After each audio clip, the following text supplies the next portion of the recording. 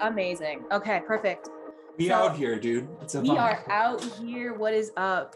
How much my dog is gonna be like doing this the whole time, so just I'm sorry. Well, that's what I'm here for, right? Like, forget you. I'm here for the dog. Yeah, dude. This is Kishi. Thalia Kishi Moji Vom Quell Wasser. What's up?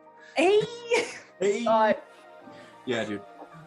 Sorry, but yeah, I didn't want to throw you off. No, you're totally fine. So, to start this interview, again, my name is Ellie. I'm here with the Festival Boys, and I've been listening to your tracks, and you have some really nice techno. Like, this is the techno that, like, the house and techno I would clean my room to. I just bob and vibe. I'm all about it. Dude, I like that you like it. That's my favorite thing in the world. My other favorite thing in the world is that, like, I don't know you, you know? Like, you like it, but you're not on my friends list, you know what I mean? Like, I'm an unbiased opinion, like. Exactly. Regardless, you would tell me if I was doing an interview with you, like, I listened to it, I'm like, okay, like, I'm vibing. I subscribed and liked to your SoundCloud. I'm like, this is what I'm about. Hell yeah, dude. Fuck yeah. That's awesome. Dude, thank you so much, man. That really means a lot to me. Yeah, no, I mean, I'm only here for honesty. I'm not here to BS anybody. Sick. But, I mean, from a fan, like, you wouldn't be here without the love and support from your loyal fans, right? Like, true. You wouldn't be here. So, I mean, if you don't mind, I mean, this interview is going to be about your favorite fan experiences, to some more personal questions about, like, who you are, your childhood, you know, things like that. So if you're cool with it, let's get started. Yeah, dude. Hell yeah, let's go. Man. Hey, love that. Okay. So the first question, I mean, tell us, like, what has been some of your favorite experiences with your fans?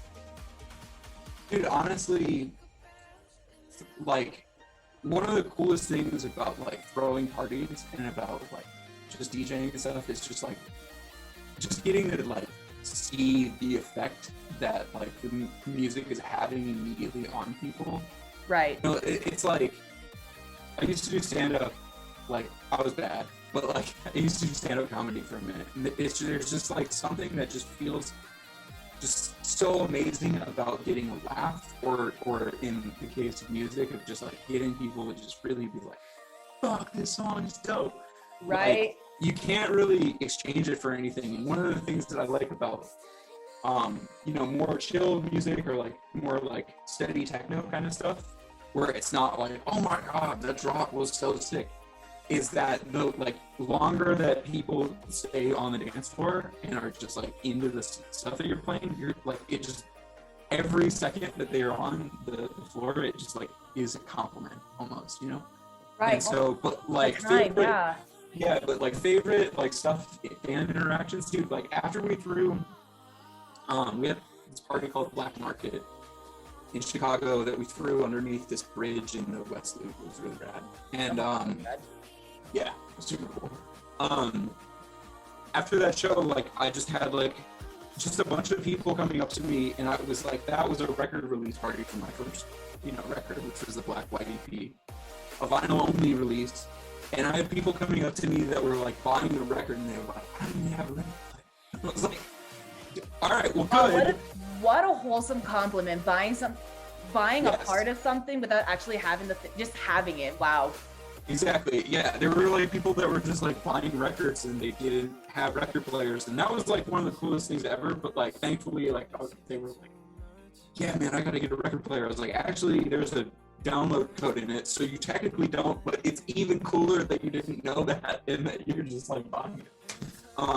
So yeah, that was really sick. Do you actually have vinyls for sale?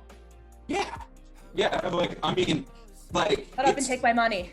Dude, I will give you a link at the end of it, but shop.superlegit.fm, that's where you go. But I mean, also you have press, so I could just send you one. I mean, like, whatever. But if you want to give me money, I'm not gonna, like, nah. No, I'm okay. I appreciate the fact that, like, you respect the media, but, like, I'm here to support another artist and, you know, a fellow acquaintance now. Like, respect. Yeah. Dude, and plus, money's tight everywhere, so, like, if I can help out, like, preach. Yeah, I mean, yeah, it is. But like, so yeah, that's like, honestly, those are the coolest kind of interactions I get. It's just like people supporting me. It was like, you know, this might be a little corny, but like my family they come to like all of my shows, like my mom and my dad and stuff. And like my dad helps us set up sometimes, which is hilarious. So we'll be like setting up for a rave, and my dad's like this, like, you know. Oh my god, 50s. There's this one. I mean, have you seen White Chicks? Yes. I only am so like I haven't seen a lot of like, you know, for lack of term, rave moms and rave like actual rave parents like at a festival. But when I see them, well, what I imagine them to look like is like, you know, that part where Terry Crews is like just blowing the whistle and doing the robot like at that party in White Chicks. I just imagine like every rave dad is like that, just like the whistle and the glow sticks.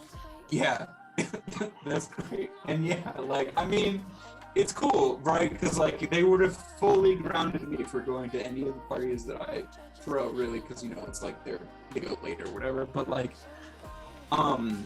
yeah, like I don't know, it's crazy that like they're supportive like that, and so I'm really lucky, you know, like it's like my friends are my biggest fans, which is great, but like, you know, it's cool. I mean, it's always really fucking cool when someone like you have no idea who they are. They just come up to you after a show and they're like, "Good set." Like that's rad. It's like but I don't really have to be crazy. Yelp review. Yes, exactly. It's like an in-person that they have no reason to give. You know, it's like but no one really has any reason to give a Yelp review. But you get it. Yeah. Yeah. No. So it's like, I mean that's. God. Yeah. So like I think that's like my kind of favorite thing. But honestly, I haven't had any crazy fan shit happen like quite yet. So not yet. I mean, yeah, not yet. Yeah, big goals. Yeah, let's do it. So I mean, I mean that's good though, because I mean there are some stories where like fans feel like absolutely insane. I'm like, y'all need to chill. Like, yeah, I mean most of mine are pretty chill. Like, that's good. Very low key. I mean the crew is also very like, you know, like all the stuff that we do with like Super Legit and like my, you know, record label and then like the production company and stuff, like everyone on the team is pretty much essential to it, you know, like all of the people that go into it, and so like it's always, you know, for any show that we throw, we have like 30 people that are like mega on the team, you know what I mean? Right. Like, so it's always really cool that we, you know, you start a party with that kind of vibe where everybody starts as like friends and then more people come in, you know? Right. So it's like your inner circle and then slowly expands, and that's what you want. You want it to be like your inner circle and then slowly expand out to the outer circle. Exactly. So I mean, what makes it fun. Yeah, I mean, okay, well I was gonna say that leads me to my next question. So, you know, now that you are somewhat, you know, like in the outer circle now, so you play at clubs, yeah? Like you're at that point where you're playing at clubs and you're you're doing public events. Like I'm doing public events, but like it's one of those things where obviously COVID has impacted it. So like I'm like not on the level of popularity where clubs are like, yo, dude, we gotta get RÜ right now, you know? Like, but like that's, you know, one of the things that I'm working on doing right now is kind of like upping that whole thing. So it's like building the relationships with like clubs. My biggest thing is like I throw parties, you know, so it's like a lot of the things that I play are things that I throw, but I've also played like, you know, festivals. There was this really cool one before the pandemic that was called Serenity Bass Fest, which was like a bunch of people like meditating and stuff. Hey, yeah, it was a wellness festival. So that was I love cool. That. Yeah, dude, it was really fun. But yeah, like so I'm like working on the club thing, but the whole like I don't know, it's gonna take me a little bit in order to get back into that. Well, I mean, you played at a festival, which I think is a big level up then from a club. So yeah, from the perspective of a DJ playing on your stage, playing, you know, in front of an audience, like have you seen anything crazy? Like have I seen anything crazy? Yeah, I mean, not. Like, I mean, no one's really gotten like blowjobs or anything at my shows. Oh my god, there's cool. that. So many gnarly, disgusting things happen at EDC, and like all the videos just go public. Yeah, none of that stuff is stuff that's really happened at any of my shows. Really, like, I mean, no, yeah, like people just mobbing. That's fun, but like, no, nothing other than that, really. That's good. Nothing. I'm One glad it was day not, like, though, dare to dream. wild. Dude, I mean, my favorite club night ever is this. I mean, it's obvious. It's like the best club night in Chicago. Like no one can dispute it. Is Queen at Smart Bar, and it's a very queer-friendly event. And like, you know, it's like every Sunday, and like Michael Serafini and Derek Carter, and just like always really good, just like house music. Queens, okay. And yeah, Queen. Yeah, it's called Queen, and like Smart Bar. Firstly, if you ever come to Chicago, that's the place. That's the club. Like okay, I was gonna say. So I'm going to Chicago during Labor Day weekend because I'm going to Arc Festival. Oh, sick, in North dude. Coast. Hell yeah, dude. Hit me up. So I was gonna say like. So you mentioned, I know you're from Chicago, so I was gonna say like my friend and I are gonna arrive on Thursday and just like bar hop and see all the stuff, like see what Chicago has to offer. And yeah, I will. Queen, okay. Queen on Sundays. It's great. Queen on Sundays? Oh, I'm there. Okay, perfect. Super exciting. Yeah, no, that's awesome. And so Queen is like just amazing because firstly, like Derek, everybody, firstly, it's just an amazing vibe. So everyone in the world should go to Queen at some point in their lives. Perfect. But just the sheer level of debauchery sometimes that happens at that is just insane. And it's like, you know, I don't know. Like it's the stuff that people would post, but everyone there's too cool to post kind of shit like that. So it just happens there, and it's just for everybody. So it's just gonna be like engraved in my memory now. Just exactly. In my memory. Oh, perfect. That's all I want. Yeah. Doesn't happen all the time, but when it does happen, it really fucking happens. Yeah, dude. So anyway, yeah, but all right. Sorry. Anyway. No, I like going off topic. It gives us more to talk about. So like this. Oh yeah. Yes, this is an interview, but this is also just two people talking. I'm into it. All right, perfect. Yeah, no, like when I've done other interviews before and they've been like so like by the script. I'm just like, this isn't fun for anybody, but like this is good. Like we're vibing. It is a vibe, indeed. It is a vibe. I'm so excited for Chicago. Dude, Chicago's fun. I've only been once, but like. Was it before or after the pandemic? I'm sorry, it was before. I was like 18. I'm 24, so I must have been like 18, and like I couldn't drink. I was there with a friend who like I didn't really like. I didn't know why I was out there for her, but like I was just like, all right, like this is cool, but like now that I'm 24, I'm like, okay, now I can hit up a bar, and you know now I'm into like EDM, so it's like, why wouldn't I? Yeah, dude. When I don't know the exact shows that are going on, but like yeah, all the festivals and stuff are really cool, but like underground parties in Chicago are that. Oh my god, isn't Chicago like the hometown of house and techno essentially? Well, it's the birthplace of house. Definitely. There we go. Okay. Yeah, techno started in Detroit, but it's very much like Chicago and Detroit have like this perfect relationship where like I love Detroit and fucking I think everybody in Chicago has a love for Detroit because we like techno. But like we have this like open exchange of people. People from Chicago go to Detroit here. I mean, like half of the party producers that like I know personally came from Detroit, and like they're just so good. Like even like yeah. Anyway, sorry. No, don't be sorry. I say I'm sorry too much here, but yeah, like no, Detroit is sick and Chicago is sick, and so yeah. But yeah, the raves, it's hard to say where raves started because like really raves are just like places where you're not, it's like just an unlicensed party or an unlicensed event in a space that's technically a little bit more extravagant than like a house party. True. But is a little bit more to add, yeah.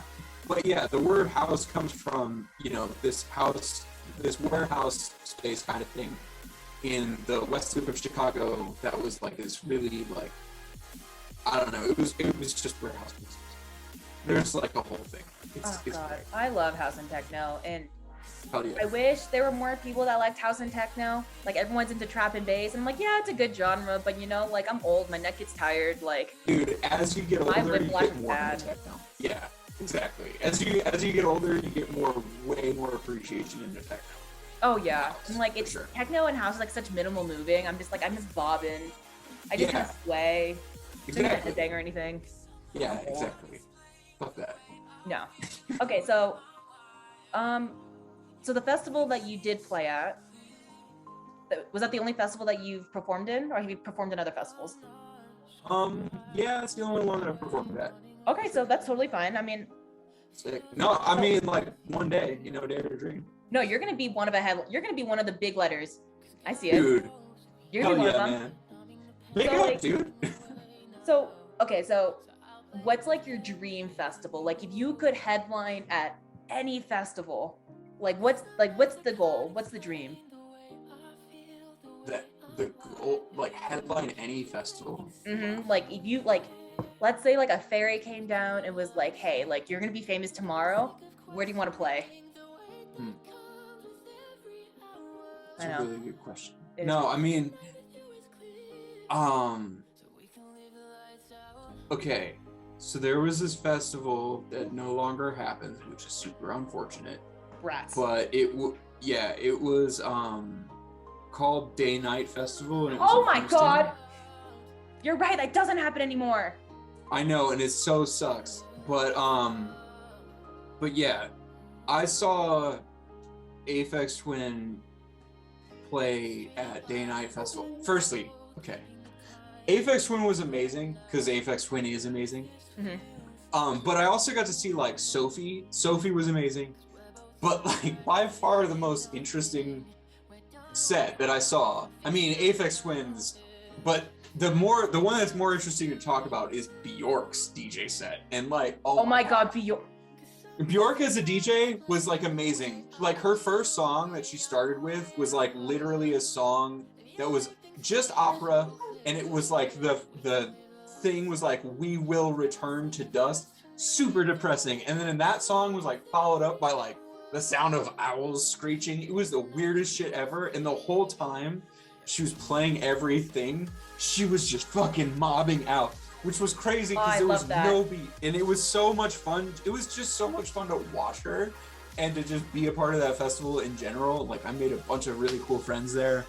But like what I really liked about that festival, obviously like the music selection was on point. Obviously, I mean they had Aphex Twin and Bjork and like DJ Windows 98 or whatever.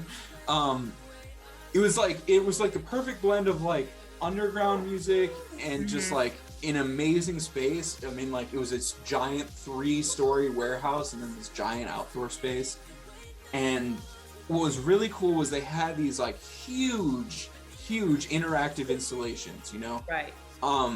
Like a big part of where I come from, like what I really love about just festivals and stuff is like I like weirdness, like of shows. Yeah, like I like don't really, I mean like I don't have a problem with going to like bars or clubs or anything. Like I don't mind it, but like one of the reasons why I like underground events so much is because like it's always like a story, or like it feels like an adventure to just go to it and just be a part of it. And like that festival was amazing because there were just so many things and so many weird situations that you were put into, and just like weird ways of interacting with the environment that like. But that's what the weird is. Like the weird makes you want to go check things out versus like, I mean, it's cool to like hang out and vibe and like have like one designated spot, but like when you're at a festival, you want things to be intriguing. And dude, and the weird.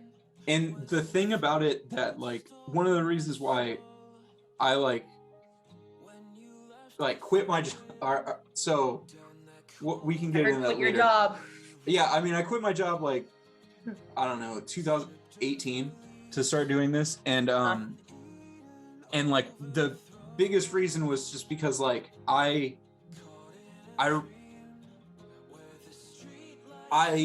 when I went to Day to Night Festival, like that's not why I quit my job, but when I went to that festival, I felt something that I'd never felt before at a place when I went alone, right? Because I went to Day Night Festival by myself, and one of the things that it being so weird and interactive did was like it almost forced you to interact with people. Like you're waiting in line for like 5 hours to see a Bjork VR installation, and like I made really good friends with a bunch of the people that I was around with in line because they liked good music.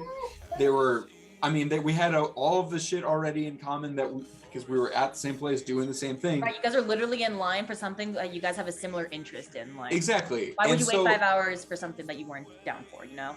Exactly. And it was such a weird experience just being there in the first place that there were just so many things to just talk about and just be about.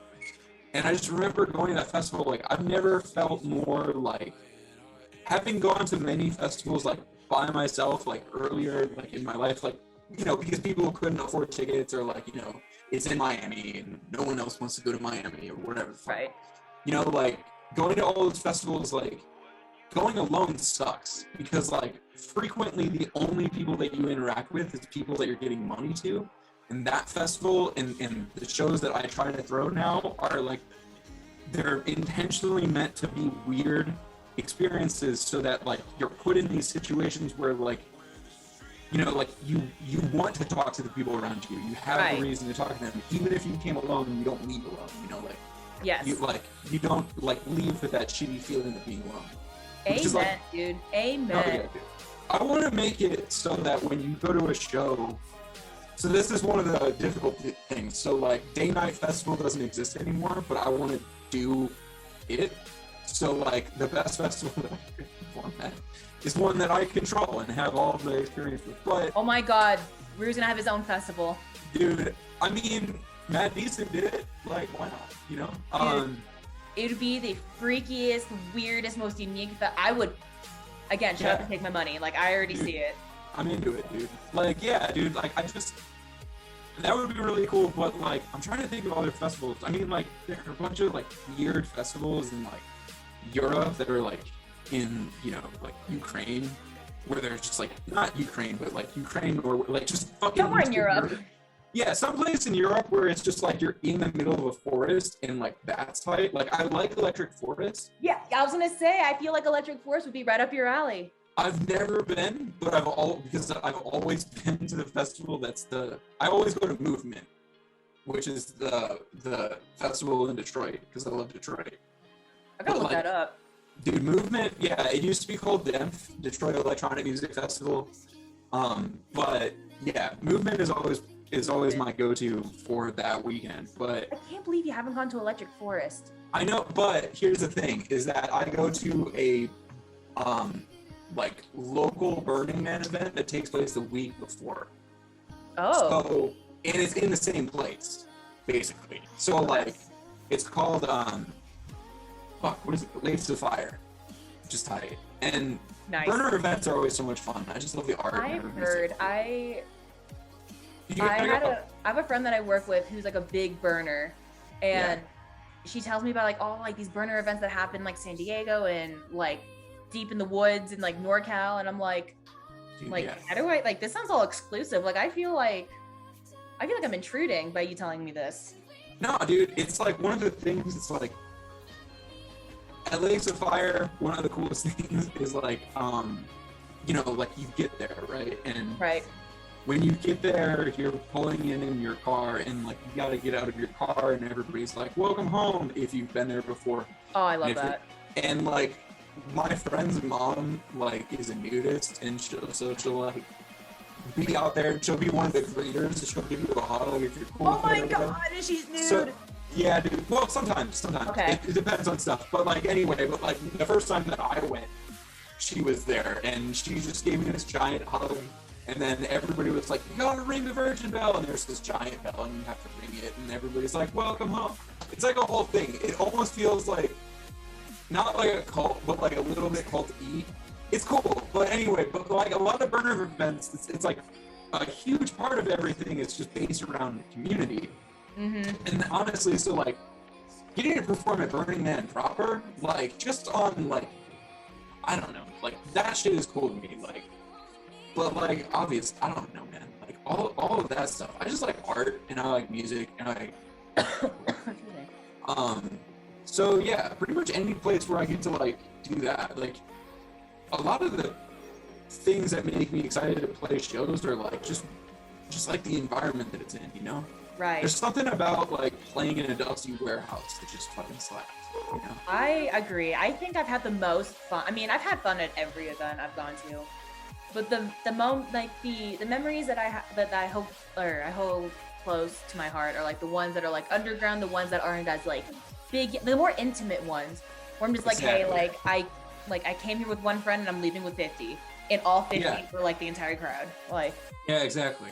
I love that. Like when it's like, that's one of the things that's so good about Smart Bar, right? Is that Smart Bar, that's one of the things that makes it so amazing, it's basically just the basement of Metro, which is like this other venue they're owned by the same person, but like people. But that's one of the things that makes it so big, is it's not this giant, huge space, you know? It's like this place for like a couple hundred people.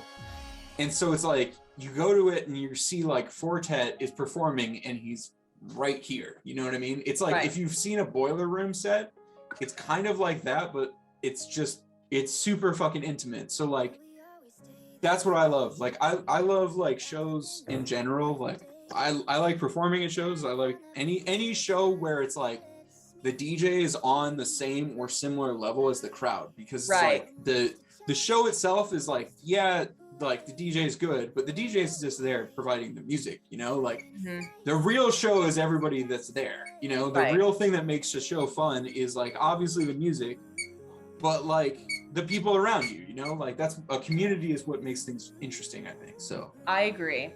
Anything where there's a good vibe, you know? I agree. I talk a lot, so every question in this interview. Okay, cool. You are good. Like, I have like one more question to ask you about like your festival life, music career, and then after this it's gonna be just like personal questions. Sick.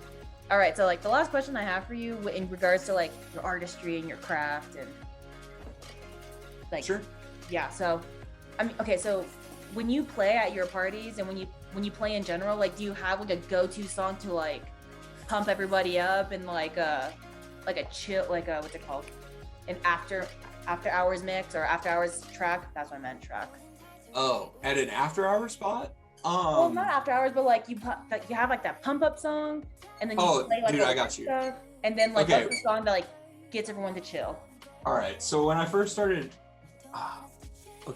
so when I first started DJing when I was like 17 or whatever, I'm a big fan of Diplo, but Diplo since he was like 2007 Diplo to present, like I like what he does now. He's one of my favorite people just because he's so like, he's so funny.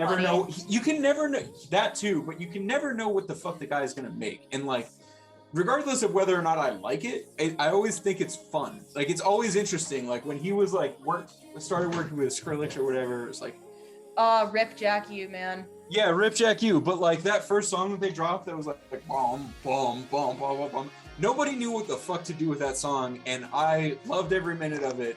The song was cool, but like what was even cooler was that it was just so weird that no one knew how to do anything with it. Anyway, it was Skrillex and Diplo were just such a weird combination. Yeah, I love. They made music and they made bangers.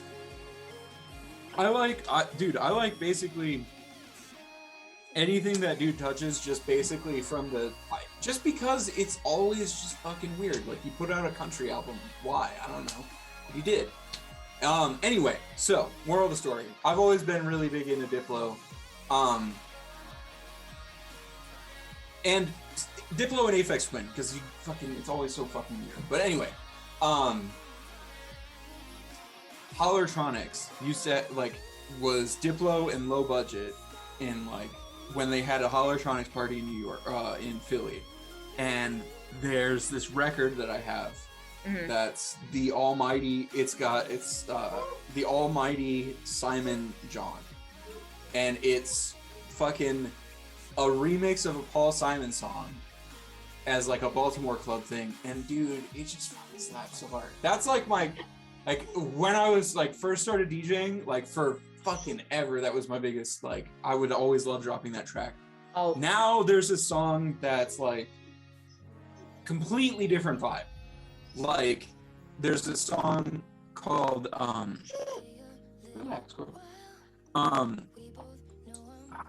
After Party Planet by, who is that by? I don't even know. It's called After Party Planet. I'm gonna have to look it up right now because I'm gonna be insane if I don't. But So, I mean, while you look for that, do you mind if I ask you the next question? Yeah, dude. Okay, perfect. So like now, okay, so we're gonna get to a bit more personal questions now, and just so your audience can really connect with you on a deeper level. Yeah, dude. Music's great, but I'm sure what you have to share about yourself is even greater. Thanks. So, I mean, I like Billy you already. Kenny and Misha, by the way. That's who that is. I knew it was Misha, but I didn't know Billy Kenny. Perfect. Well, now we know. Hell yeah. All right. So, also your video is off. I don't know. Oh shit, my bad. Here, wait. No, you're fine. It's because I moved away from it. Anyway. All right. No, yeah, no worries. All right. So, first personal question, and I promise this isn't gonna be sold anywhere. Your personal info is between me, you, and whoever. Dude, my social security number is 21252. No! Oh my God! Do not. Hell yeah, dude. If you give numbers, make it your CC. Yeah, dude, exactly. No. All right. So where are you originally from? I know you live in Chicago now. How old are you? What's your sign? What's your CC number? Just kidding. Don't give me that. But yeah, dude. Okay, so I'm oldest. I'm 33, which is old. I'm very old. I feel it in my bones. But like, yeah. I'm originally from this small town in Ohio called Tiffin. It was like this really small community. Technically, I'm from an even smaller place than that. It was called like Green Springs. Oh my God! So you just use like the next town up. Well, I transferred in high school to Tiffin. Gotcha. Okay. But I'm technically from Green Springs / Old Fort, Ohio. Ohio. Very much. So my dad is like, my dad's a farmer. Nice. He does other stuff, but his main thing is a farmer. And my mom is the CEO of a bunch of nursing homes. And so, yeah, basically I'm from middle of nowhere in Ohio, and I just really, in the middle of nowhere in Ohio, and I, just, it was like, I got into electronic music. It's sad to say, but my first CD was Ace of Base. Dude, Ace of Base. Tokyo Girl? I don't know that, but The Sign was the record. And my sister and I fought over it. We had to buy it collectively with our amount of allowance money. And so that we had to share the CD, but then we got in so many fights about it that my dad broke it in half because he was just like, you guys can't share it. He literally went biblical with it and broke it in half. Anyway, so then we had to buy barbaric. That's biblical. That's like, literally, I don't remember what happened. But, so that happens. But really, like, Fatboy Slim's like, you've come a long way, baby. But here's the thing, is that I never liked Rockefeller Skin. Like, that song got me to buy the CD, but I listened to that song like 4 times, and I was like, nah. The rest of that record, though, is all just like super acid music, like just acid house or just acid. I don't know what fucking stuff breaks. I feel like acid is like its own description. Like, you're like, it's acid, and you're like, oh, like it's trippy. Like, it comes with its own like branch of like anything that's got a 303, baby. Yeah. And so I love it. Yeah, exactly.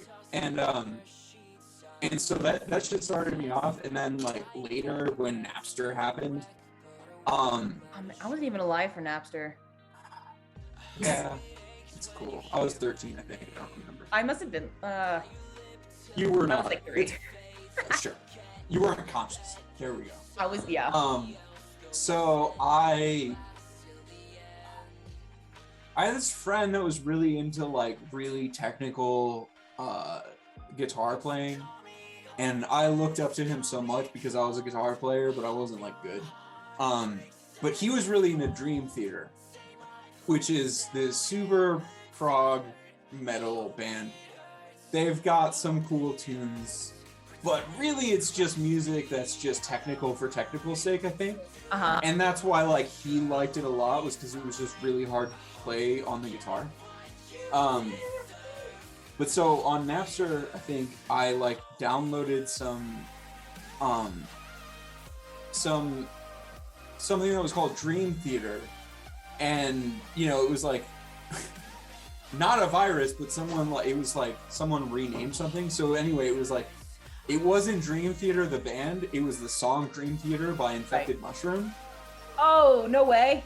Yes. And so there was that, and then I had downloaded a bunch of stuff from that, and there was also this other Infected Mushroom set from him playing some rave in 1996 or something. I don't know, some really early shit where it was some place in San Francisco. Anyway, I don't know who uploaded that and called it the wrong thing, but anyway, I downloaded it. And that shit slapped. It slapped super fucking hard. And I was just like, holy shit, this is sick. But that was my first run-in with actual rave music. That wasn't mega super popular. But then, yeah, so I mean that wasn't the question that you asked, but that's where I'm from. So I'm from Ohio. No, I'm glad you gave me more than I asked. Perfect. And so then I wanted to go to music school originally, and then did your parents support that? I mean, for the most, it was I was choosing between music school and art school, and because your boy's not going to be a rocket scientist, spoiler alert. But you and I both. Yeah, dude. But so I was choosing between music school and art school, and I just didn't want to know too much about music, so I chose art school. I don't know, hanging out with my friends who are super into music theory and technical stuff, I've always made a conscious effort to just not know any of that stuff. Yeah. Because I like the tribalism of stuff. If something sounds good, it just sounds good. I don't need to know some weird pentatonic fucking descended ninth fucking. I feel the more information you learn about something, the more you become very or cynical with it. Close off to stuff, and I don't like that. And so and people get really nitpicky, and I'm just I do have some DJ friends, and when I go to a festival with them, they're like, oh, that should have been that. I'm like, you can go. Yeah. When you feel cynical. When you're the person on the stage, you can make that. Dude, I know, but dude, that's so classic. DJs are the hardest people to impress in an audience. So it's just you just gotta forget the fact that you did. But But yeah, so I've always been just I don't know. I know some music theory and stuff, but anyway, that's the point where you're cynical. Yeah, I don't really know that much. Yeah, and I what I know. The foundation of it. Yeah, I know how scales are formed. Whole, half, whole, half. Yeah, right? There we go. Yeah, you just know that's the formula for a major scale. It's those are the notes, and then everything else. I went to art school. No, you're right. I went to art school in Columbus, Ohio. Okay, and your parents and your family did support you. They weren't oh no. Yeah, nah, dude. My family is mad. I mean, they come to my show, so but yeah, dude, they're mad supportive of everything, dude. My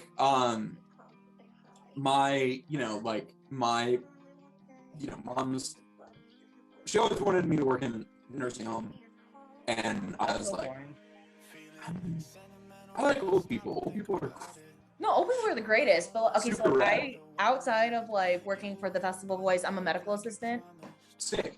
So I have my daily encounters with I wouldn't say the old and elderly, but I have my fair shares of your 60-year-old Botox ladies, and I do have some geriatric patients who don't want to believe that they're old. But they're the coolest, man. They have some fucked up views sometimes if you talk to them for too long, but it's all right, well, they're cool, man, and they have some really good advice, and some of the stuff they say, I'm just I can't believe that came out of your mouth. Tell me more. Dude, yeah, it's I grew up in nursing homes, so it's yeah, I was always very old for my age, or whatever the fuck that means.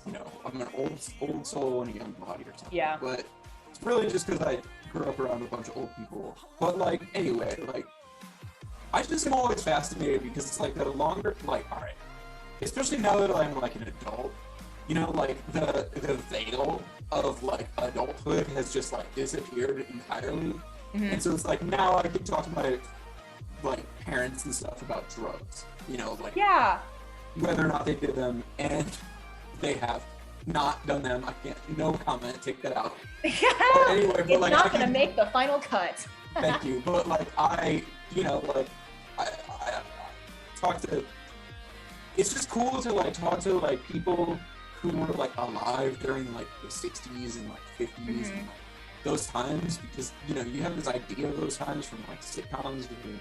I wish. It's like, dude, they were like dirtbags. It was like, dude, like you're fucking riding around drinking 40s, just like how we do, you know? Like, I told my parents I wish I was born in the 70s so that I was a teenager in the 80s, and my parents are like, the 80s were not like, you know, all like peace signs and like good trips. And I'm like, elaborate. And they gave me like this whole laundry list of how the 80s sucked, and I'm like, you know what? Yeah, dude, it was I'm happy that I was born in 97. Yeah, exactly. And I mean, like, yeah, for sure. Like Reagan sucked. Fuck that guy. Anyway, but punk was cool and new wave was weird, and then you know that's when house music started, was the late 80s. So you know. True. So okay, so you went to art school. Sorry, I'm like. No, dude, you're fine. So I went to art school, and then for 2 years I went to the Columbus College of Art and Design, and then I left that school and went to the School of the Art Institute of Chicago. That's how I came to Chicago. The real reason I moved to Chicago was so I could go to Gramophone Records, because I visited, and full shout out to Gramophone Records. It's Michael Serafini owns it. Best record store anywhere in the world. Turntable Lab is a close second, for electronic music at least. And so, like, yeah, dude, like, just Gramophone Records, like, because you can go in there and you can listen to music for like hours on end, right? And only buy a few records, and they're totally chill with that. Oh, I love that. They're more into the like, experience. Yeah, because like digging is the art of DJing, really. True. And yeah, like, so I went in there and then just like was like fell in love with the place when I was in Chicago for a thing, and then I was like, I gotta go to Chicago, and here you are. Went to school, yeah, and then I went in there so much that they like I put together a PowerPoint presentation about why they should hire me. Oh my god. It's dead ass. Do you still have it? No, I don't. But I can tell you what it was about. It was about their website, because I was like, I love Turntable Lab, which is this other record store based in New York, and because they would let you on their website, they would let you listen to records before you bought them. Listening to shit before you buy it that you don't know is like huge, like. Right. And so Turntable Lab was like huge at the time because their website allowed you to listen to the records before you bought them. Which is really cool. I wish every record store did that. Exactly. And so I went to Gramophone, and at the time their website didn't do that. And I was like, yo, you guys should do this. And they were like, word. And then I went in and I gave like the thing to them, and they were like, okay, we're already trying to do that, but like if you know stuff about websites, then you should totally come in and like upload this. Oh my god, now you've inspired me to make a PowerPoint for every job I want in the future. Why? Dude, I mean, it did work. I'm not sure if it'll work everywhere, but it did work that one time. So yeah, dude, send it. I mean, fuck it. Did you have like the cool transitions? Yeah, so the cool transitions? Like between slides? Dude, no. Oh, it was very basic. No, dude, it was very basic. I was just like, this is a website that exists. This is your guys' website. I can help with that because I run a music blog. And at the time, I ran this music blog called beatsforbounce.com, and it was whack, but nice. Whatever. I like that. Anyway, yeah, but like, so I knew how websites worked a little bit, and so then I got to go in there and upload music, and it was great, and listen to shitty disco for hours and hours on end. Hey man, no disco shitty. Yeah, dude, I mean, now I have an appreciation for it, but when I was like listening to it at the time, I just had zero context for it. Right. At the time, I was just really, really into UK dubstep from like, you know, it was like 2008, so the shit coming out of like the United Kingdom was all like Tempo record label and like. Right. yeah, that really cool shit, that like two-step garage shit, but then yeah, and then just like crawling through the like, yeah, exactly, and then just like crawling through like, God, I love that record store so much too. Anyway, is it still popular? Yeah, and it's yeah, they were like the first people to sell my record, because I went in there, I was like, hey Michael, I just made a record, can you sell it? And he was like, we can do it on consignment, but normally you're supposed to go through a physical distributor. I was like, okay, cool. And then I went physically to Turntable Lab in New York, and I was like, hey, Turntable Lab, I just released a record, can you sell it? And they were like, do you live in New York City? And I was like, no. And they were like, bummer, because we only take records on consignment from local artists. That is, y'all on the East Coast, is that not local enough? I mean, yeah, I don't know, whatever. But so like, I just was like, damn it. But I like literally flew to New York City just so I could drop off a record. And then when they were like, no, we won't sell it, I was like literally like, all right. And I went to like their head office and was just like, look, dude, you guys were like mad influential in the fact that I became a DJ and like the way that I developed as a human. Like, I don't even give a shit whether or not you like sell the record, but I just want you to like have a copy. And so I like literally emailed the guy. I was like, yo, can I drop this off someplace? And the guy was like, yeah, drop it off here. And I was like, okay, cool. Went to the place, dropped it off, and I was like, all right, mission accomplished. That sounds like your life-defining moment that like majorly impacted who you are as a musician. Sorry, I just had to like yeah, no, it felt really good. I mean, there was like quitting your job to do the thing, knowing that you're gonna probably be poor, like definitely be poor, and like not, and just struggle and just like all the stuff. Like there's some weird freedom feeling that you get from doing it. Like it's so terrifying. But that's good. Like being fearful like that means that you're going on the right path. You know what I mean? Yeah. I mean, that's the thing, dude, is like people are like, they have their dreams or whatever. I mean, that's one of the reasons why Happy as Fuck is that song. That's why I used that sample. It already kind of sounded like it. And then I found a sample of like Travis Barker talking about how he got started as like a professional drummer. And I was like, oh, okay, sure. But yeah, like it was like literally like, there's a weird feeling that I feel like anyone, I don't know, I can't speak for everybody, but like I feel like if you've quit your job to pursue your dreams and you're like, you've just accepted that like what's gonna happen is whatever's gonna fucking happen, you know, like who cares, I have to try this, or like I have to do it.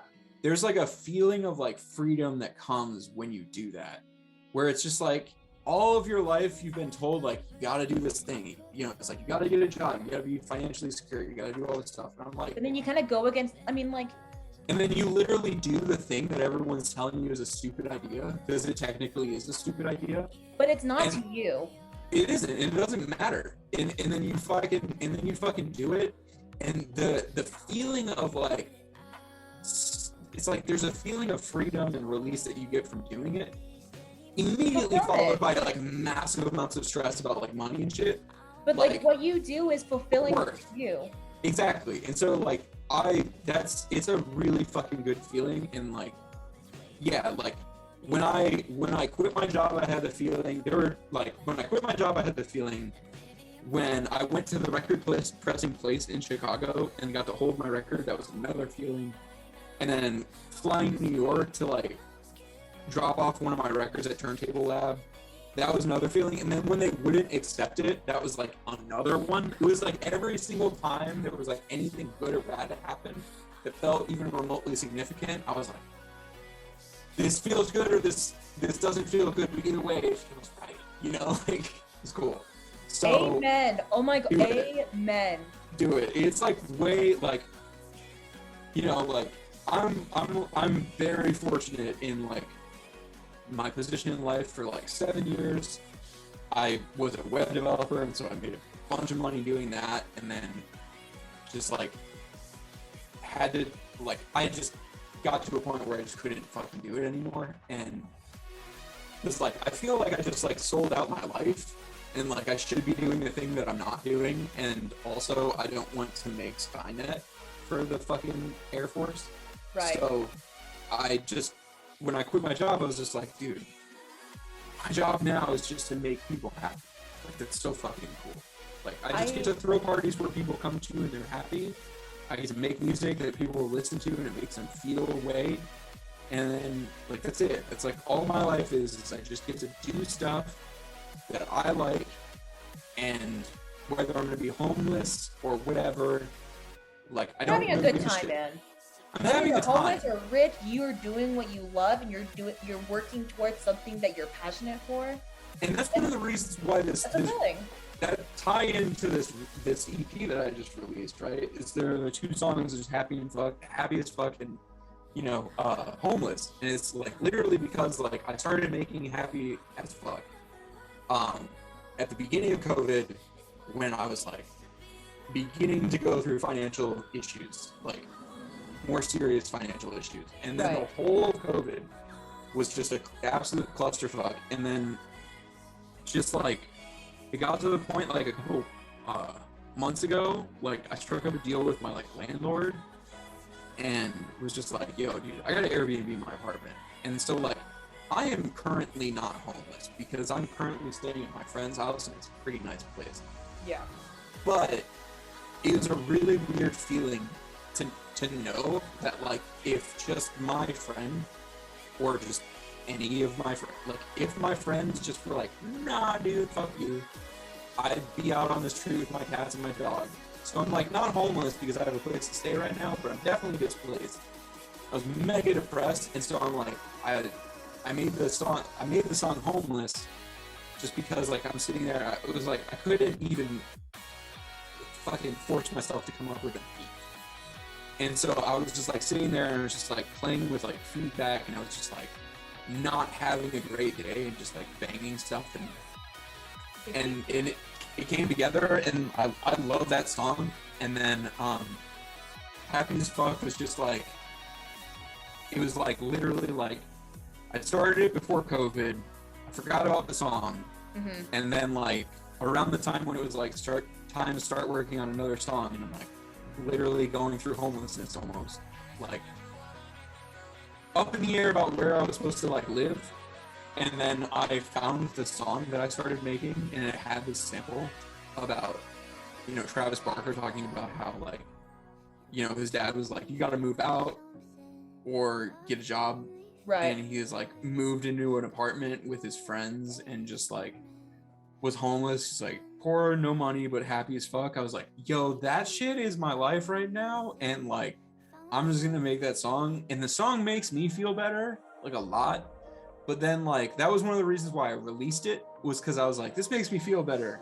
And so hopefully it'll make other people feel better. That's like the common thread of like all the music that I care about, Anyway. You put your emotions into your music. You put your emotions into your art, and you hope that it elicits that kind of emotion in everyone else.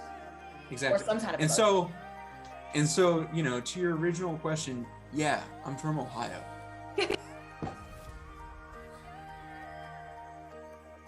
Nice. That was the correct question, right? That was that? Yeah, that was the question. All right, yeah. It was also the question of like what majorly impacted you as a musician, and you shared your whole story about, the little moments, no matter how significant they were, that were the building blocks for the musician you are today. Yeah, and even this moment is a building block into the musician you will be tomorrow. Like, you have no idea, dude. It feels so good to be literally the little things, and people don't appreciate the little things as much as they should, but you do. So, dude, before I ask the next question, I have the ultimate respect for you. Thank you. I appreciate you. Yeah, I appreciate you too, man. I appreciate your appreciation of my appreciation. We can do this all fucking. Yeah, dude. Recursive. Just add that again. All right. So the next question I have for you, this one, what is the first album you've ever bought? Like what? Yeah, there's no more to elaborate. Just what was the first album you ever bought? You remember? It was the Ace of Base, the Sign thing, but the first one. Ace of Base. And by the way, I didn't know this at the time, and I don't know if it's true, but apparently that's like a white supremacist band. Didn't Ace of Base make a song called Tokyo Girl? I don't, probably, but like they also made a song that was called The Sign that's apparently some giant dog whistle. I didn't know this at the time. Whatever. I was like 5.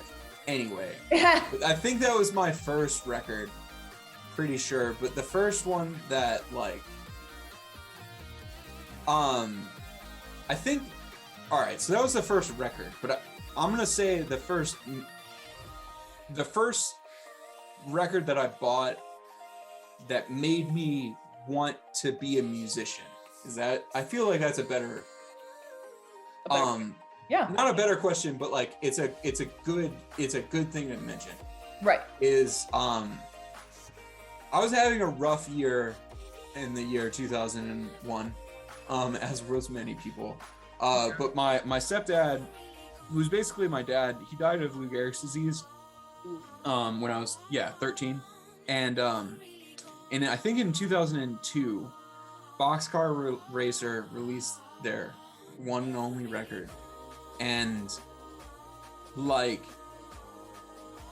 that record, man, like that record got me through that shit, because like it was just the perfect amount of like anger and like just frustration and just sadness in like music that I could listen to, and it was just like it made me feel better. It made you feel human. It made me feel human. It made me feel like your feelings are validated and that you're, I guess, being heard in a sense. It was like some of the lyrics on that don't make any sense to the context that I'm I was going through, but like the tragic story of my dad dying. Very briefly, he died while I was away at camp, and I had intentionally not given him a hug or said I love you or said goodbye to him because I was afraid that he would die before I got back, and then he died before I got back. It was really shitty. But there's a line in one of the Boxcar Racer songs where it's like, we regret all the things that we thought of but didn't ever do, and then just like it like drops into this just like, and like it just hit you right in the feels. Dude, it hit me right in the feels, and like that, it made me feel like, yo, like I could do that. Like it's not this mega technical shit, it's just like music that feels like an emotion, you know? Like I love Orbital.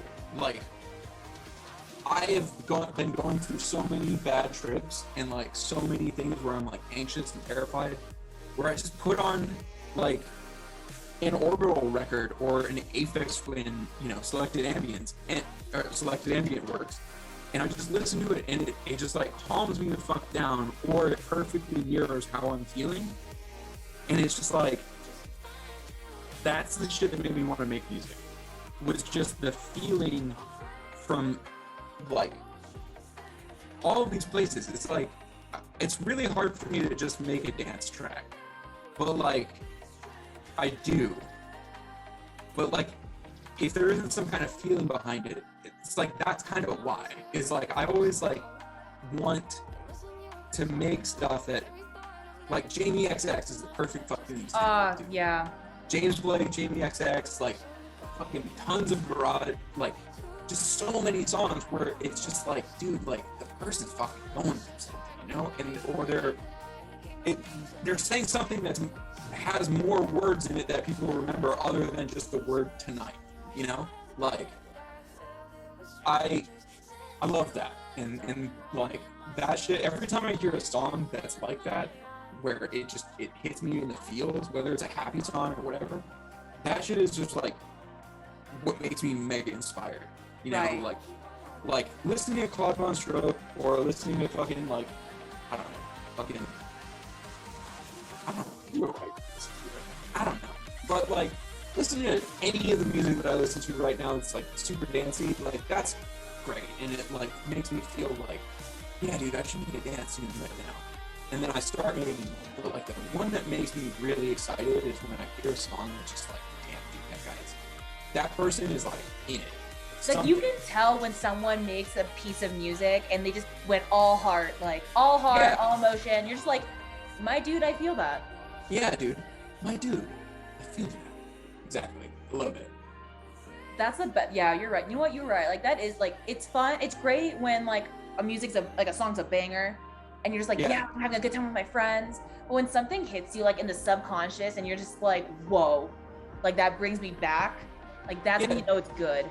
Dude, and that's the thing, man, is like I feel like almost for every song that I put out that is a dance track or that's trying to be a dance track or that's meant to just be like, you know, just a groove tune or something, like for every time I try to do that, I it's like I almost always feel like I gotta make something that's just like just for the feels, you know? Right.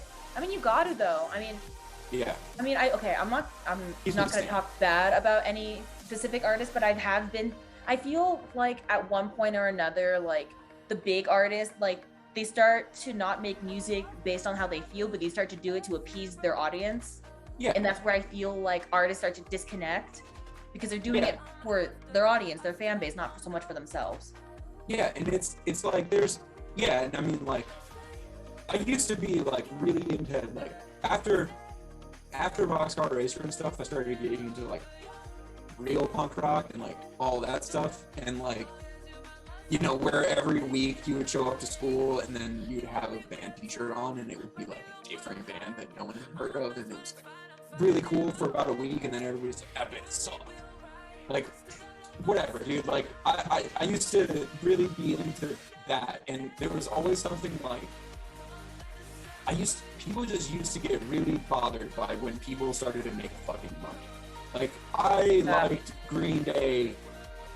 I still can't listen to any of their music after like I don't even know, like after 1999 or 2000 or something. I can't listen to anything after that by then. But like people started really like be shitty towards musicians when they started to actually make money, and it's like, dude, like they, you know, are you gonna hate on Mozart? Man. Like, yeah, exactly. They worked hard. They put in their fucking dues. Like, let them make some fucking vapid, shitty songs for just like millions of people so they can get their right paycheck. And, you know, like, fuck it. Like, I used to get really upset about people selling out, but like, I don't really give a shit anymore. It's like, dude, like, yeah, you gotta make money, bro. Like, artistry is artistry, but like, you also at the end of the day, like, being a miserable artist for your entire life sucks. Being a miserable artist I can't even imagine, like, dude, anyone that has a dream knows it, you know? It's like the struggle is fun, but at some point, dude, you just want to be fucking sometimes you just want to sleep in a fucking bed. It's tired, man. It's exhausting. Exactly. So I don't remember if that answered the question, but it did. Beyond it, yes. You're gonna have so much of an issue trying to go through this whole thing. It's like an hour. Transcribe. I mean, I personally like. I mean, I would rather transcribe a whole like a conversation with someone versus like a script. Yeah. You know, because I'm getting to know you, and not only me, but like the festival boys is getting to know you, and the people who watch us are getting to know you. Yeah, appreciate that. I mean, I'm all about it. You don't have to apologize for anything. You're. Oh yeah, dude. I want you to meet you again. If you need some.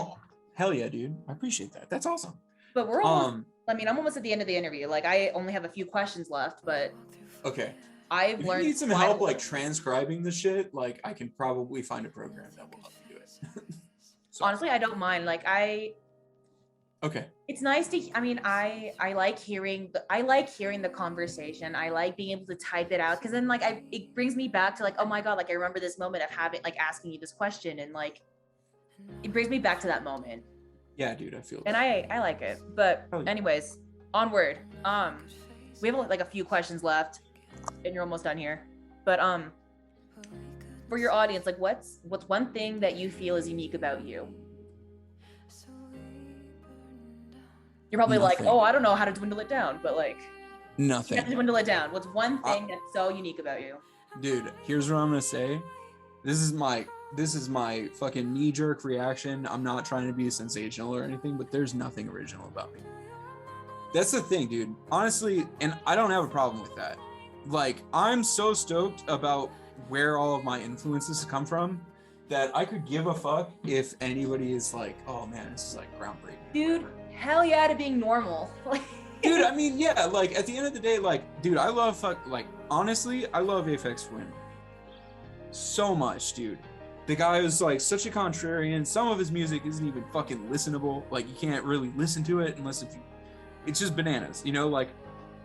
And then there's a lot of like there's a lot of, who's like literally like bananas, like. Yeah, there are like music. There's like music where it's like people are trying so hard to be original and stuff, and it's just like, dude, I get it, but like honestly, man, they try too hard.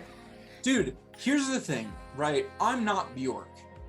All right, I will say that I love Bjork for that DJ set that she put on at Day Night, because it made no sense as a DJ set. No, she's literally bananas. Like I respect, and I've respected the fuck out of it. Just even though it wasn't like, it was not danceable, but it was so fucking interesting. And so like honestly, right? Yeah, and so honestly, it's like, dude, like, I don't know if the music that I play is like fucking, if it's like original, like if you'll only hear it in my DJ set, or if it's like everyone in the world knows it already and I'm just playing it again. Like, I don't really pay attention to any of that shit, because at the end of the day, like, I don't know what's on the radio. Right. I don't know what's in like popular Spotify playlists. I don't know anything really. I don't know anything that's like played anywhere. I just look, I like old rave music, like Criminal Minds and like fucking just, you know, early jungle and just like all this shit. And I listen to that and I find it, and then I play it when it makes sense, you know? Yeah. And so like, I like a lot of old rave music. So like, if you come to my show, you know, you'll hear some old rave music, but then you'll like, one thing I will say is that I don't like music, like I don't like playing music in a way where there's a breakdown, like a bom, bom, bom, bom. I don't like doing that like every fucking minute. Like, I don't like the countless, every song has to have a build and a drop, and it's got to be. I mean, yeah, I can understand from like an artist perspective why that might be complicated, just because like if you do one, like you have to do better than the last, and it's just, I feel like I feel like extra steps. Dude, and that's the thing, dude. It's like, I don't like that. Like, I like tech house, but like the thing that makes good tech house has nothing to do with like the breakdown. It's just the fucking groove, you know? Like, I like playing tech house, but like where you remove the parts where it's like a breakdown, because then it's just good techno. It's just good whatever, you know? And like, so I like playing kind of shit like that, but like honestly, I've never once, I don't know if this says what this says about me, but I have yet to like really be confident enough to like really just play like it. I want so badly to play like breakcore sometimes, or just like shit that I don't think people are necessarily gonna like, but that I really, really, really like. Like, I mean, that's what Porter Robinson. You know who Porter Robinson is, right? Yeah, absolutely. Yeah, that's what he did. I mean, he made another alias and he did Virtual Self, which a lot of people didn't like, but he did it for him. Yeah, and it's like, dude, like, that's kind of like the shit that I want to do, really. It's like, I'm not, like, my goal when I'm DJing is to just make sure that everyone's night continues to be good. Make it better and make it sound good. That's it. I agree. Music that they have fun hanging out with their friends and dancing to. That's like the thing. But I don't very much intentionally play like crowd pleasers. Like, it's not my thing either. Yeah, I'm not a top 40 dude. But like, you know, I play music that I think sounds good, and I don't know what everyone else thinks sounds good. I just kind of respond to whatever it is that they're doing. I'm like, I think you should, I mean, I never know what I'm going to play before I start playing it. Right. It's actually a problem sometimes. But I mean, the music, I mean, you're not supposed to know what everyone likes, but you know, you're standing up there, you're mixing your music, and you're playing at this party, and you know, like, hey, this sounds good to me, and if it sounds good to anyone else, so be it. Exactly. And it's like the best that you can do. Yeah, exactly. And so that's the best you can do. So like, that's really the main thing. Is like, but in an ideal world, when I like really start like playing shows that I don't throw and playing shows that are kind of outside of Chicago, like that's kind of my goal, is to just play like more music that's like more with my like more actually playing of my influences. Because like I really, really like old rave music, and I would love to drop like obscure fucking like I don't know, just records. Like I have so many, I don't even know what they are. Like I just have a bunch of white labels in my apartment, in my basement, that I used to DJ with, that I DJ with because I spin on turntables and I have CDs and whatever. But that I just want to play those fucking white labels. And like, I respect the fuck out of like, DJs that are like, that play vinyl only sets for sure. But like, there's this dude named Josh Navon or whatever. Okay. Dude, I love that guy, and he's one of the homies, and he plays like vinyl only sets all the time, and like he just basically plays white labels. And that is like real fucking DJing, like what I do is very close to that. I try to stick to as close to that as I can. Right. But at the end of the day, like that dude goes to a record store, finds the records, goes out, plays them, sees what works, sees what doesn't work, and then he finds the ones that works and plays them. I do the same thing, but I do it digitally. I mean, I do that. I do do that. Like, I'm not saying that I'm not a real DJ, but like, it's just like, I tend to be less courageous than I think he is. Like, I have a lot of respect for people who play just weird music and see what happens. But I'm so concerned with like trying to make sure that everybody has a good night that like, I don't want to be so much in my ego that I'm playing shit that I love that no one else likes, like, at the end of the day, a show is there. Like, I'm DJing a show so other people can have a good time. That's my goal. Do you really know if people are like not gonna like it? Like, you can't. No, dude, I do. Okay, so I do it in like a cowardly way. So it's not that. All right, here's what I'll say: is that it's not that I don't do that. It's that I do it in like ways where I mix in and mix out really quickly. Okay. Like I'll drop the song that I really want to play, like some fucking like old. I don't know, what was that song? I'll look it up later and I'll send it to you. But I'll like mix it. I'll just mix it for like, all right, I'll mix in like a bit of the groove for like an amount of time. I don't know, like a minute. And then drop the other song out and then like just kind of like chill there for a second and just see how everybody's doing. But then immediately just like move on to another song. So when I'm dropping a song that I don't have a lot of confidence in, I only play it for a really short amount of time. Okay, I see. Which is like, so I am kind of doing the thing. It's just like I don't want to throw people off of their vibe if they don't like it. Like, there's one thing when you're DJing, it's like sending them to the bar to get drinks. Like, I do that sometimes, and that's one of the ways that I do it. But like, anyway, sorry. No, way too long of an answer to your question.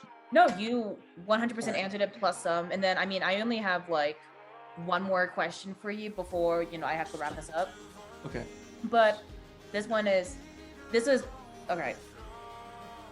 Do you have any? You've done amazing this interview, and I felt more like I was having a conversation with a friend versus an interview with an artist. So thank you for taking the time out of your day to really dig deep and explain like your perspectives and the way you DJ and your artistry. Like, it means a lot to myself and your audience and the festival voice. And you were like, this is a comment I don't throw around loosely, but you are the tits. Like, dude, hell yeah, man, I appreciate you. Like that, like, tell your friends, everybody.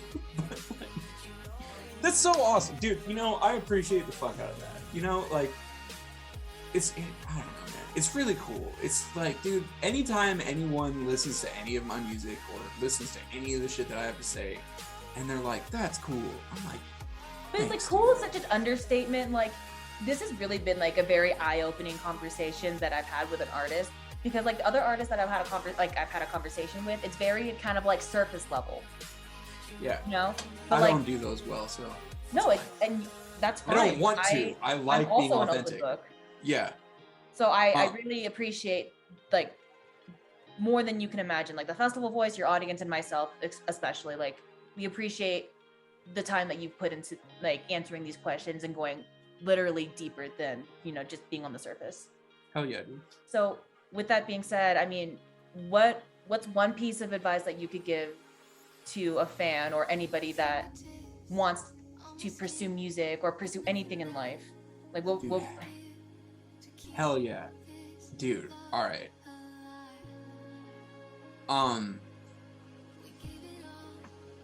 Okay. Fail. Dude, okay. I gotta give some background for this, and it's a little dark. All right, but that's my advice. All right. So I was like not having a great time during COVID, obviously, but like it also had nothing to do with COVID. I just wasn't handling shit well. Shit was piling up, and it was really bad. And I have depressive disorder, so I take medication for it, but whatever. Anyway, I ended up getting to the point where I was like, I'm not sure whether or not I'm going to be okay, and because that's a maybe, I'm just not going to deal with it. So I just went in and checked myself into a hospital, and the thing that basically brought me there was just this overwhelming feeling of like existential crisis, but just all this other stuff. It was just so much built up, and that was the feeling that like literally put me in there. That was when I was like, yo, I gotta go to a hospital. Like rock bottom kind of. Dead ass, yeah. Like I was driving and I was crying so hard that I couldn't see the road, and I pulled over and then was crying for like hours, literally on the side of the road. Like just it wasn't a good time. It was not good. And so I went in. 10 would not recommend. Exactly. No, but here's the thing: is that I do recommend that. Like when I went into a hospital, like. Went to Northwestern, everybody there was like very cool. Like all the people working there, they were like, all right, here's how you deal with these things so that it doesn't happen again. And they're like, everything they were doing was like, this is how you can do this so this doesn't happen again. And I was like, okay, that's cool. I'm gonna remember all of that, but also fuck that. Like while I'm in here, I need to have that happen again.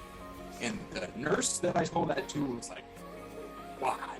And I was like, because I had that feeling out in the real world, and I don't have confidence that I will be able to make it through that feeling in the real world again if I don't have it in here first, because there's got to be a reason why I had it. So essentially, a couple days later, I was in my room, and I started having that feeling, and I went and I grabbed the nurse, and she came in, and she was talking to me, and she was trying to help me prevent myself from going like too deep into the feeling, and there was like just nothing that she could do. There was nothing anyone could do at that point. I was freaking out. I was like hyperventilating.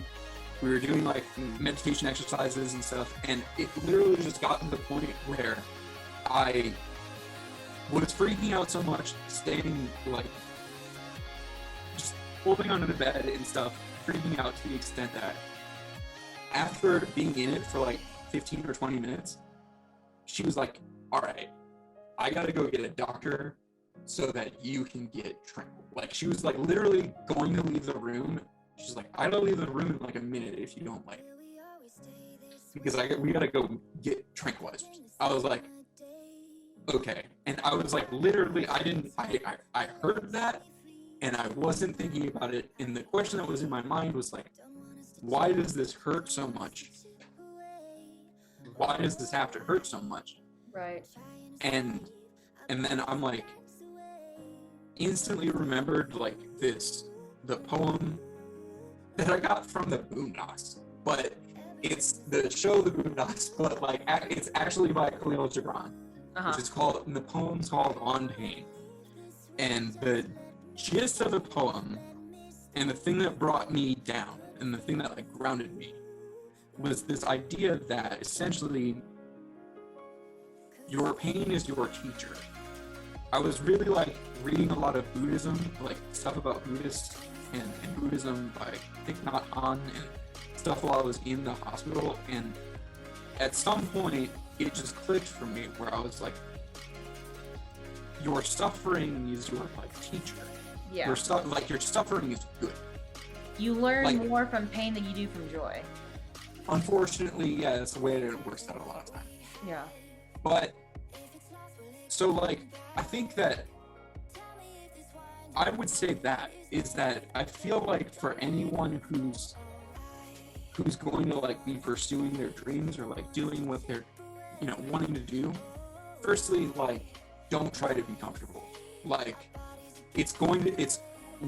don't actively make yourself uncomfortable, but like, there are going to be things that you're going to have the option to do that are going to be uncomfortable. I like, feel like you need to learn job. to be comfortable in the uncomfortable. Like, that's how you push yourself further. Yeah, kind of. No growth and safety. Yeah, exactly. Trial by fire, obviously. Right. There's an amount of like my, you know, mom in the background where she's like, have a backup plan. Don't have a backup plan. Don't have a plan. This is like directly from from Travis Barker. Like, not even me. It's like literally just do it. You can stop at any point and get a bullshit job.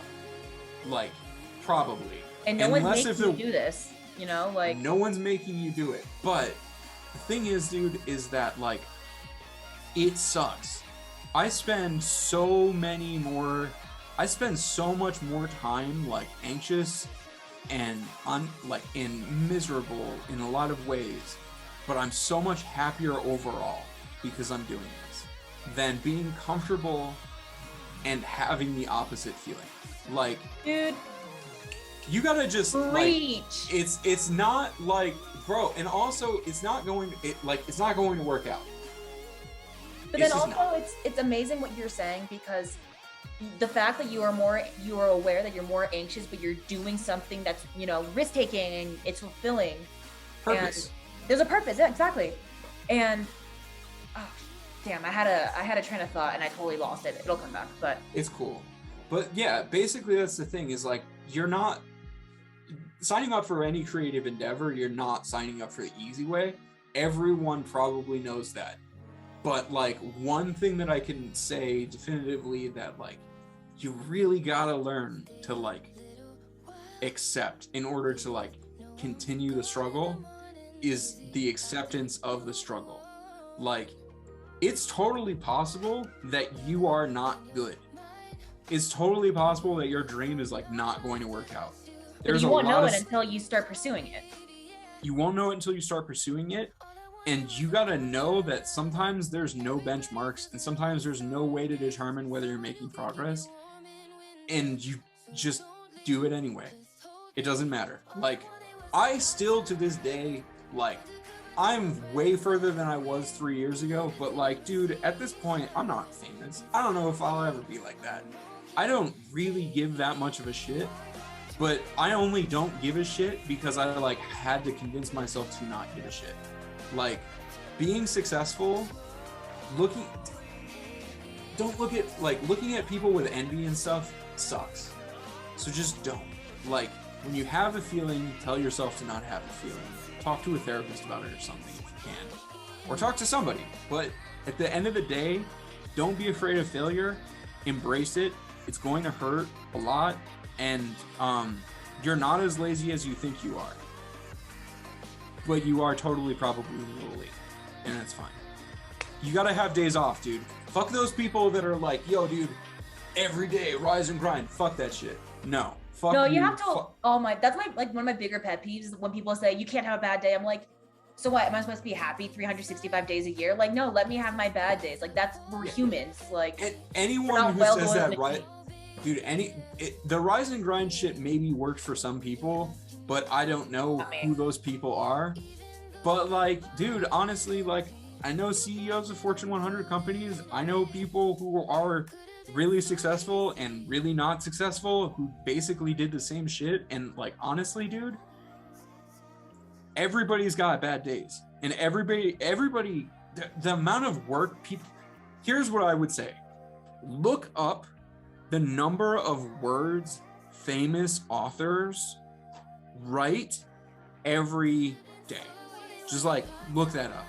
Because you think that Mark Twain sitting down for 8 hours is going to yield, he's an amazing author, so he would have yielded like what, like I don't know, like 20 pages or something. Dude, he yields like 500 words in a day. And here's the thing about those 500 words is that they're 500 Mark Twain words, dude.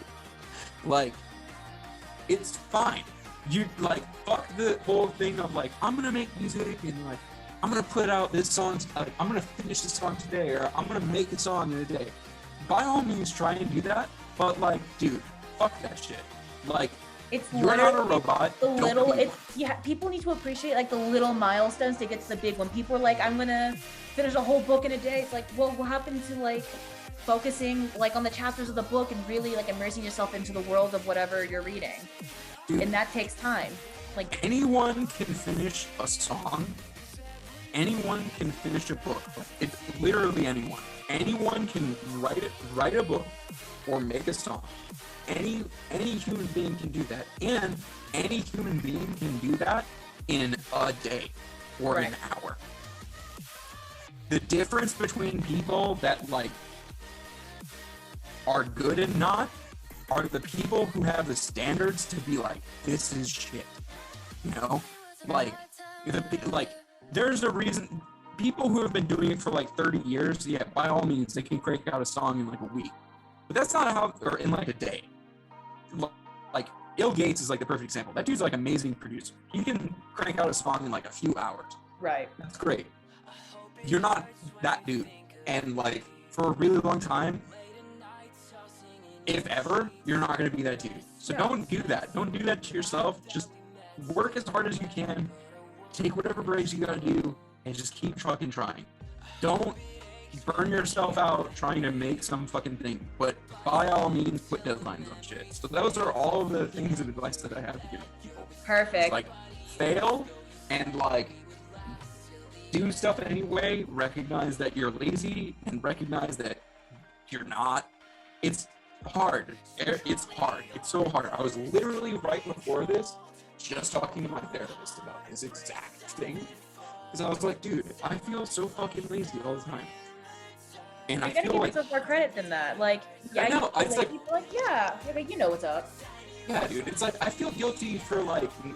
That's one of the things that I've always done, and that's, like, kind of always sucked about me a little bit, is that, like, I've always had this purpose, but I've not always been doing it, and whenever I don't do the thing, I always feel guilty about it. I don't know if everyone does that, but, like, it's a thing that I do, where if I'm not working on music, I feel guilty because I feel like I should be. Yeah, we also, but as you also know, you as a human need to give yourself breaks. Yeah, Saul Williams, dude, the most prolific shit ever. Saul Williams, I saw him do a live talk at Columbia College in 2008. Saul Williams, amazing poet. Look it up if you don't know who he is. But someone asked him, like, how do you know as a writer, like, you know, like, how much time you should be going out and, like, living life versus how much time you should be writing about life? And he's like, dude, you can't expect to shit if you haven't eaten. And that's it. Like, true that. Dude, yeah, like, it's not easy. You're not gonna make it. It's fine. Do it anyway. It sucks. Be depressed. Be all of who you are, and just do what you can. I don't know. It feels better to be doing it than to not do it, for sure. And you don't need whatever fucking expensive ass thing you think you need in order to get started. Just fucking do it. True. Do it with anything. Doesn't matter. You got the creative drive, just fucking send it. Anyway. Again, I don't answer questions quickly. I can't. No, that's totally fine. I'd rather have you answer, you know, a few questions, but really elaborate on them than just like scratching the surface for like a bunch of them. Oh yeah, dude. But anyways, yeah, that's pretty much all the time I have. Hell yeah. And you've answered every question beautifully with detail and precision and advice and wisdom. Thank you. Again, the Festival Boys and your audience and myself, like it's all of us, especially me, I appreciate the amount of thought and effort and, you know, elaboration that you've given each question. So I appreciate you. Well, we appreciate you. We appreciate your music, and we're really we are looking forward to more music and your new releases, Happy App and Homeless. Like, Let's get Hell it. yeah, dude. And I've got an EP that we're going to release here, I think in the next month and a half or so. Yeah. So we've got that. It's a 5-song EP. I had released it before, but it was like there was a bunch of problems with it, so it just fixed all the problems. We're releasing it. And then, yeah, I've just got some other tunes coming out, so, stay tuned. Okay.